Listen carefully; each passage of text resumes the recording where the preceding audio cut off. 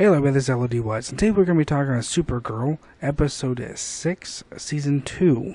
Or what the hell, why should I say? Season 1 of the thing, more or less. That's really kind of what this episode reminded me of. Actually, the main premise of this entire episode was really and seriously more or less kind of like a cloak and dagger kind of feel. It was really what this episode felt like. I really seriously felt like it was just a wolf in sheep clothing. This episode was actually a really nice episode. We got to see Jimmy Olsen's armor finally, and it was freaking awesome. I mean, I really liked being able to see this. And he only had the shield in one hand. I'm very curious what other kind of weapons, because Wynn said the thing wasn't ready, so we might be able to see some other armor, other weaponry, or whatever else for the other hand. Because in my opinion, I think you, I don't know, put maybe a flail, or do some kind of a sword or something like that, because that'd be fucking cool. Because if he's a guardian, he's kind of like a knight. Anyways, he was a knight in shining armor kind of thing, so I think they should be doing some kind of a medieval kind of theme kind of thing with that character, but that'd be really fucking cool. Maybe do some like Billy Club or something like that. In this episode, we got to see this thing. It's kind of like a hybrid between, I don't know, fucking Alien and the Thing put together. It's really fucking weird. It has like almost kind of like a parasitical blob-like, mentality more or less, where it's just trying to, live, but somehow has taken on the wants of the host itself, so that is kind of what's driving this thing, to save the Earth. But in this scenario, the saving the Earth is by killing all humans, or all aliens and whatever else hell it's in its way kind of thing. It was really fucking cool when they were fighting him at the end. The Draxonite there was freaking fighting. That's when we got to see Jimmy Olsen as a guardian. Then we really seen them actually kill an alien, which doesn't really happen that often, where she's actually one that's killing them. So that was kind of interesting to be able to see something a little different than normal, but that's pretty cool. We actually got to see him actually start doing some stuff, where Draxonite there was actually helping out and whatever else. I'm kind of curious what his special ability is, but I want to say, I'm sorry, his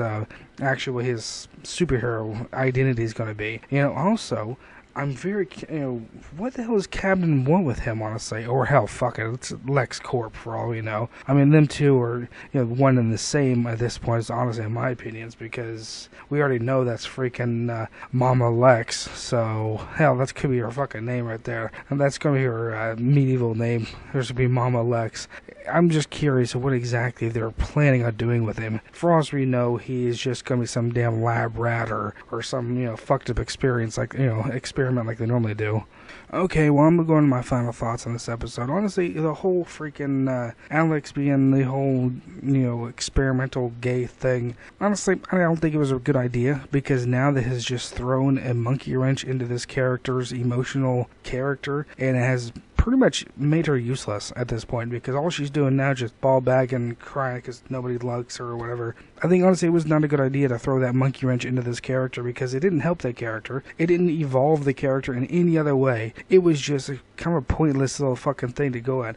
If you're going to make a character gay, make it gay at the very, very beginning and educate the viewer of what's happening at this point. You don't just let the character go and evolve and grow and whatever else, and then just throw this thing in here and say, hey, by the way. You see, that just doesn't work. It just doesn't help the character. It doesn't evolve the character or anything. She was awesome before, and now this character, how many episodes is it going to take now for this character to get over this emotional hiccup or whatever else? I understand a lot of people are going to be complaining whatever else that, well, it allows the character to be like a more deep character, which in some instances it can, but other times it's just annoying. I mean, come on, if you're going to make a character this way, make the character this way, then evolve the character like it's supposed to be.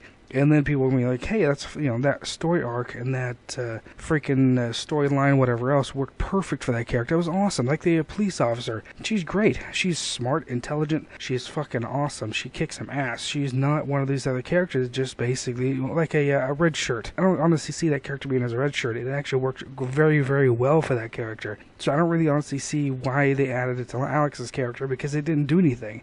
It didn't help. It didn't evolve. Nothing. I just didn't like it. I'm sorry. I think, honestly, at this point, if it was going to be how it was, they should have been like that in the very beginning. That way, this character wouldn't be able to evolve with that the entire time. At that point, it's already set in stone. This is the way it is. And this character could easily move on and, actually get better. Well, guys, honestly, at this point, I have a feeling there's going to be a lot of dislikes and a lot of comments, because, people's going to be bitching and ball bagging about everything. So, well, guys, if you like this, hit those like button, hit the subscribe button, leave those comments and theories, and I'll catch you guys next time.